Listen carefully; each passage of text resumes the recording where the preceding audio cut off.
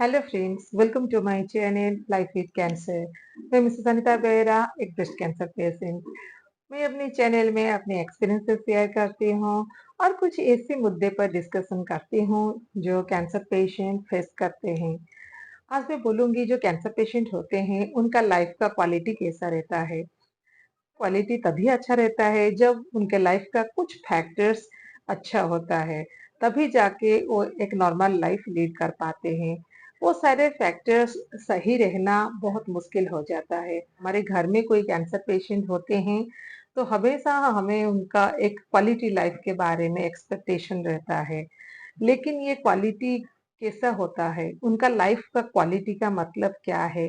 एक cancer patient का जो क्वालिटी लाइफ होता है वो डिपेंड करते हैं कुछ फैक्टर्स के ऊपर, जैसे उनके लाइफ में वो कितना इंडिपेंडेंट है और उनका साइकोलॉजिकल कंडीशन कैसा है, उनका सोशल रिलेशनशिप कैसा है और बहुत छोटी छोटी बातें हैं जिनके ऊपर उनका लाइफ डिपेंड करता है।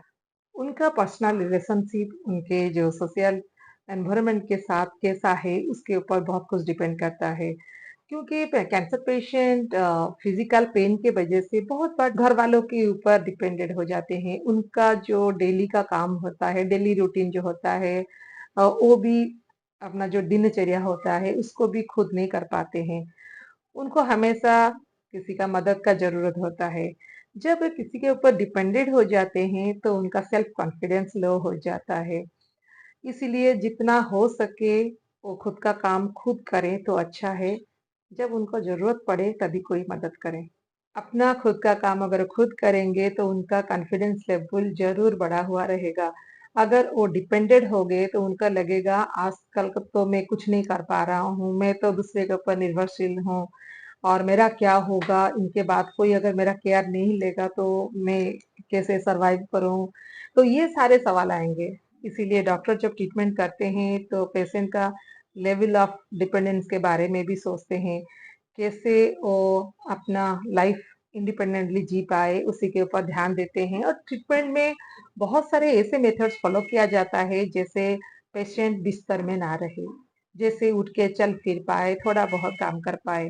कैंसर पेशेंट को हमेशा किसी के ऊपर डिपेंड होने का जरूरत नहीं होता है, लेकिन कुछ वक्त ऐसा होता है सिर्फ वही वक्त ही वो किसी के ऊपर डिपेंडेंट होते हैं, जैसे कि केमो वाला पीरियड और सर्जरी वाला पीरियड। ये 2 पीरियड में उनको किसी ना किसी के ऊपर डिपेंडेंट होना पड़ता है। जिसके ऊपर वो डिपेंडेंट रहते हैं, अगर वो हेल्दी है, फिट है और अ, अपना इच्छा से अपना खुद का इंटरेस्ट लेके ये पेशेंट का केयर लेती हो तभी ठीक है। लेकिन अगर कोई केयर टेकर मजबूरन करती हो तो जैसे भी हो थोड़ा बहुत चिड़चिड़ापन होता है।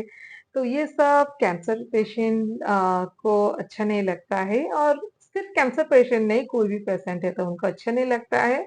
लेकिन कैंसर पेशेंट के अंदर डिप्रेशन पैदा कर देता है।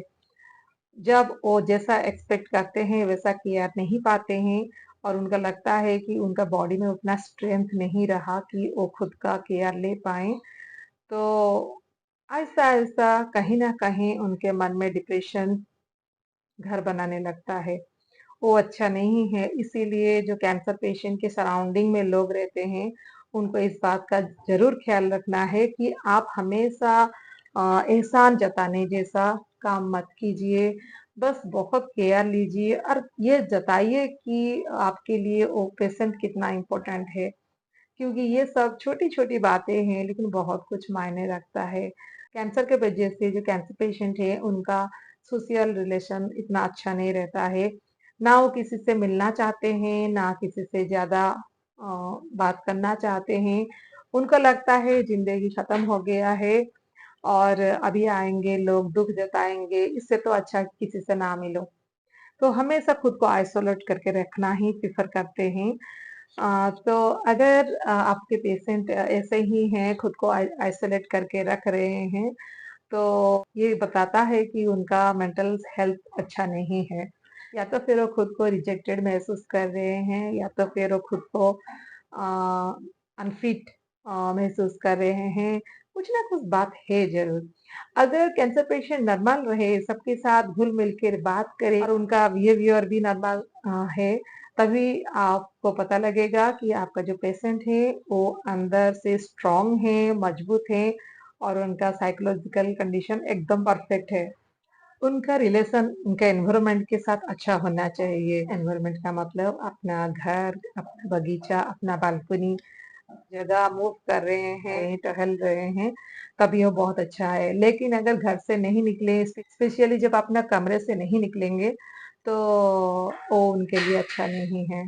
जब वो अपना कमरे से निकलेंगे, अपने घर से निकलेंगे, कहीं बाहर जाएँगी, कोई गैदरिंग में जाएँगे, कोई सोशल फंक्शन अटेंड करेंगे, मंदिर या मस्जिद जाएँगे, तो आप सोचिएगा कि आपके पेशेंट नॉर्मल हैं, उनका जो लाइफ का क्वालिटी है वो अच्छा है। कैंसर पेशेंट का लाइफ का क्वालिटी मैटर करता है। क्वालिटी अगर अच्छा रहेगा तो वो लंबा दिन तक जीने के लिए पसंद करेंगे, उम्मीद रखेंगे। पॉजिटिविटी जब बढ़ता है तो इंसान ज़रूर बीमारियों से छुटकारा पाता है। क्योंकि डिप्रेशन जब आता है तो डाइजेस्टिव सिस्टम अफेक्टेड होता है और पूरा होल बॉडी उससे अफेक्टेड हो जाता है, कमज़ोर हो जाता है। तो मेंटल हेल्थ अच्छा रहना बहुत ज़रूरी है। आई होप मेरी जो व्यूअर्स हैं, अगर वो कैंसर पेशेंट है तो अपना जो लाइफ है उसका क्वालिटी थोड़ा बढ़ाइए, खुश थोड़ा रहिए। बहुत लोग पूछते हैं खुश कैसे रहें? दिमाग में तो बहुत कुछ चलता है, बहुत कुछ चलता है, इसीलिए ही तो मैं ये टॉपिक के ऊपर डिस्कशन कर रही हूँ। मैं चाहती हूँ मेरे जो व्यूअर्स हैं, वो थोड़ा मेडिटेशन करें, थोड़ा एक्सरसाइज करें, बाहर टहले तो ज़रूर उनका जो तनाव है वो थोड़ा कम हो जाएगा। कैंसर पेशेंट एक अच्छा क्वालिटी लाइफ ज़रूर स्पेंड करेंगे, लेकिन उसके लिए थोड़ा वक़्त लगता है। वही वक़्त जो है बस सबको सब्र करनी है, उनको भी और उनके घरवालों को भी।